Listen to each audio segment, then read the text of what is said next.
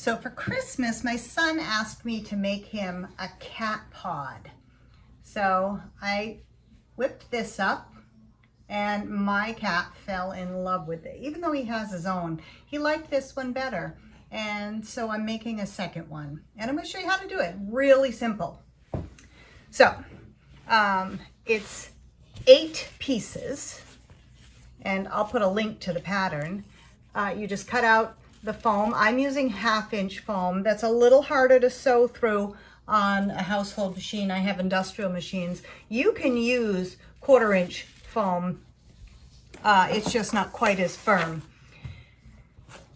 I like sew foam. You can get it at any upholsterer, and it's foam on one side and it's got a fabric on the other. For this project, because I'm putting fabric on both sides, you can use foam that has no fabric on the back.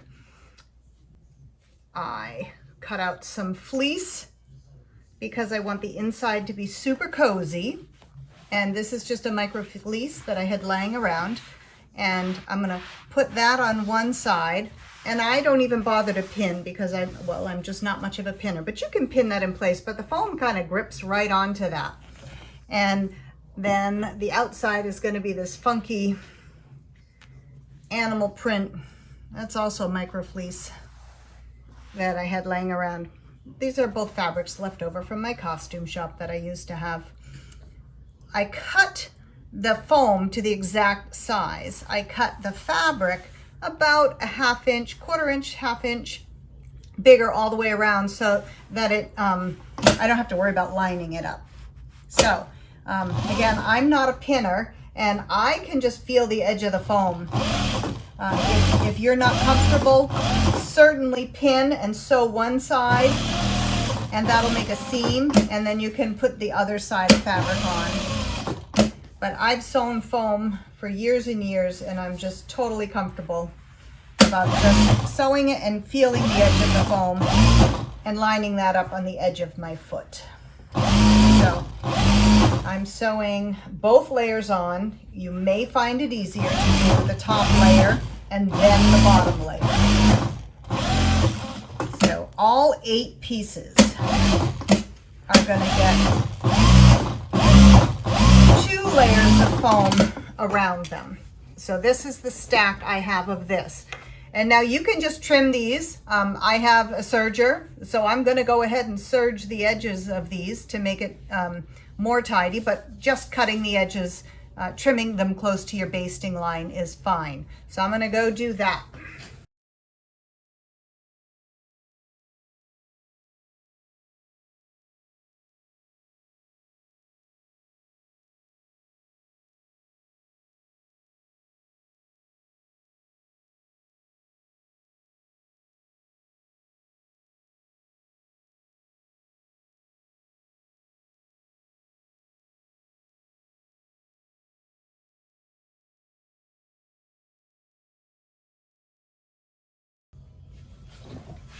All right, we have to start sewing these together. I've serged them all.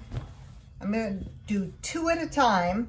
I'm going to start on this machine, but I'm actually going to do these on my walking foot because you have to push down really hard to flatten out the foam, and it's easy to sew through, but I've been doing this for so many years. My shoulders and neck just say, please don't do this anymore. So now I'm going to go over to my walking foot machine. All right, I've moved over to my walking foot machine after realizing I had no bobbin thread. I'm now ready to start. This machine goes through beautifully and it does all of the work. I don't have to do any of the pressing down of the foam. It's really hard on my neck and shoulders.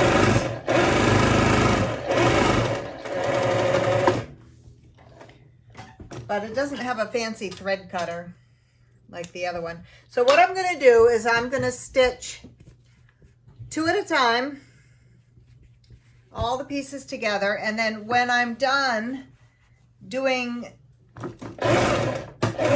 all 4 sections, I'm going to press those seams open. It's easier to press them in small sections. And then I'll take those and sew them together into bigger sections and press it again. And then I'll sew those two halves together. This is what they're going to look like. I'm going to make 4 pieces of 2, and I'm going to press the seams open, and then I'm going to put 2 and 2 together and press them again, and then I'll put the whole thing together. All right, so now I'm pressing these sections, and I just am using, of course, a Rowenta, which is my favorite iron in the world, even though I go through far too many of them because they start leaking, but love them. I'm pressing the seams open, and pressing, to me, if I could ever give anybody sewing advice, my #1 piece of advice is pressing. You can do a shitty job sewing, but if you press nicely, it makes everything so much better. So this is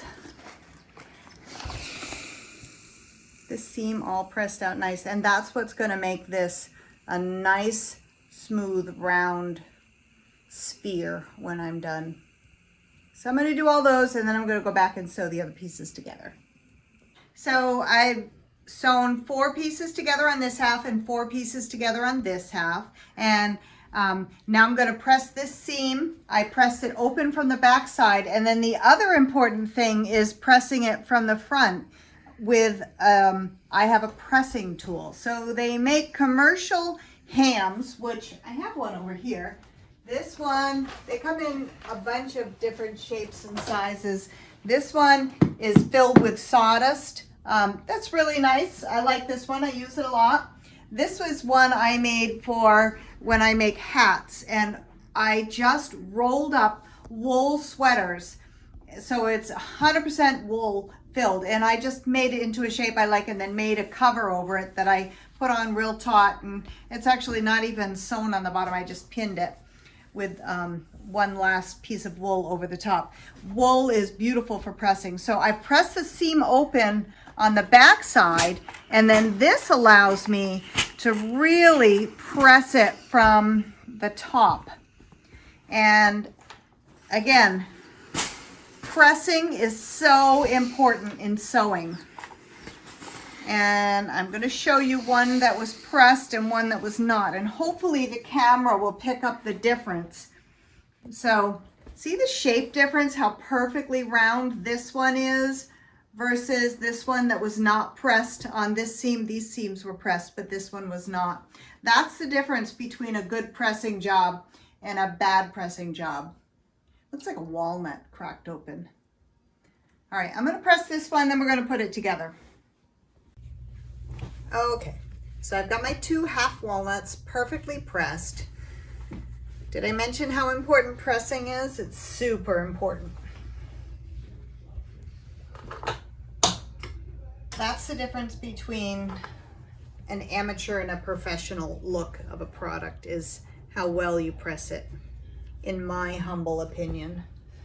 All right, I've got my 2 halves, and you probably can't see a thing because I've got the phone up on a tripod, and this is big, but I'm gonna try to talk you through it. Again, I could do this on my other machine, but I would have to push, and this one, because it's a walking foot, it's just pulling everything through, saving my neck and shoulders from more trauma than it needs to be. I'm gonna sew 1 half, flip it over, turn it inside out the other way, because I like sewing into the point at the end, so you can get as close to that point as possible. I'll show you what I'm talking about in a second.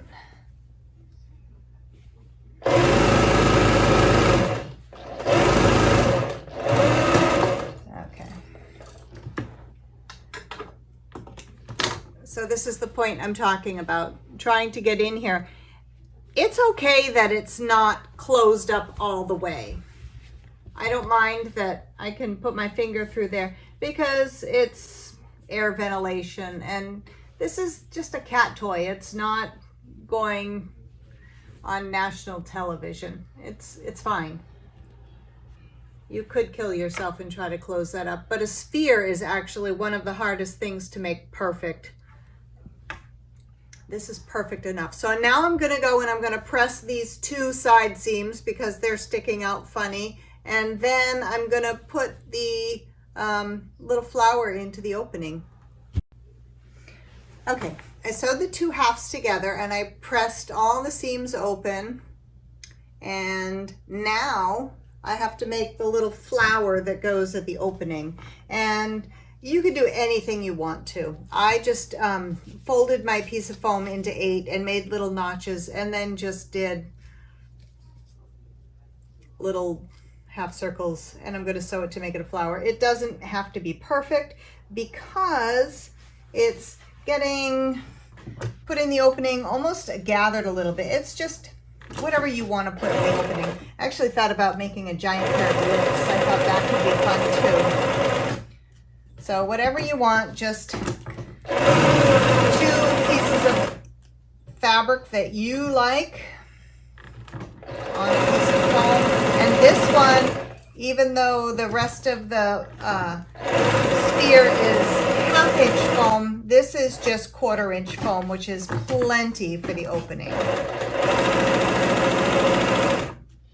And actually I could have done it with my other machine I like better, but I forgot that I was using that. And started here. But any machine should go through a single layer of foam. All right, so now I've got that. I'm going to trim it fairly close, but don't get crazy close because with foam, if you don't get too close to the edge when you're trimming, when you turn it right side out, one of the sides is going to kind of wrap around the other side, and that's what I'm actually going for, to give that look of a colored edge. You'll see in 1 second what I'm talking about after I finish trimming this up. And almost there. And now I'm gonna cut a hole in the center. It's not gonna be exact yet because I just want to turn it right side out. These weren't the best scissors for that. It's all good. All right, so now I'm going to turn this right side out, and what happens is I get that nice blue edge around the pink, which makes a beautiful little border for this. And now I'm going to go press it, of course, and then I'm going to figure out the size circle. I'm going to find something that's the same size circle as this, and I'm going to draw a circle in the center and stitch around it. We're going to come back to that after I press it. I pressed it. Look how pretty that looks. And then I cut out a circle that is what I just eyeballed it to be about the same size as the opening of my sphere. And this one's a little bigger, so I'm going to have to squish this in a little bit and stretch this one out a little bit. And that's not going to be hard because it's really close.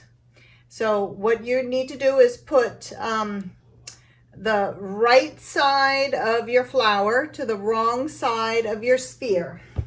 And then you're just going to stitch around the whole thing. And this is another one of those times where this walking machine is going to come in really handy for me. I'm going to sew around the opening. Okay, once I get around once, I'm going to go around a second time because everything's already lined up nicely now. So it's not going to be as hard to double stitch this to make sure I caught all the edges. Okay, got that. So that's on there. And now this is when I need to call my husband in here, because turning this inside out is requires 2 people. So the whole sphere has to get turned in through here. How come it went through so much easier before? It's like giving birth, isn't it? Hang on, we're getting there. A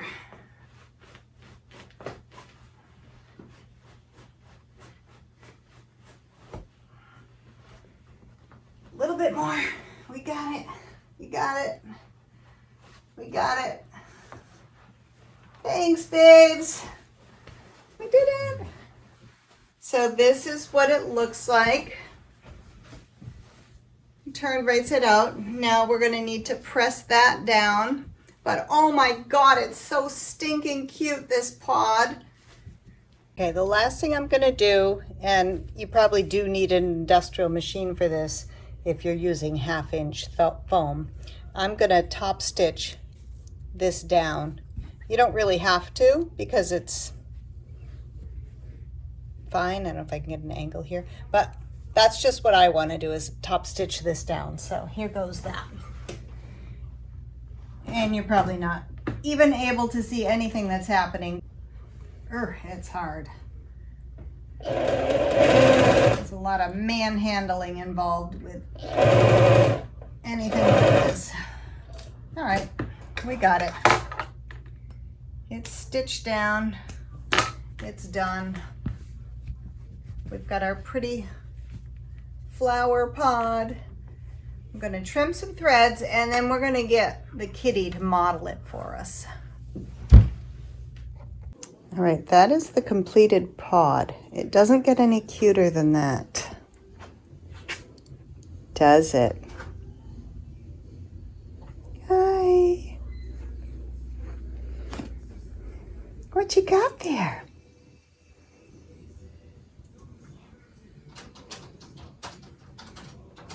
You like the smell of that fabric?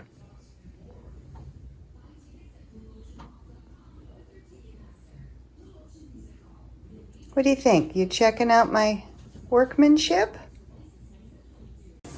Pods are so cool. I just want to sculpt a whole garden full of shapes like this.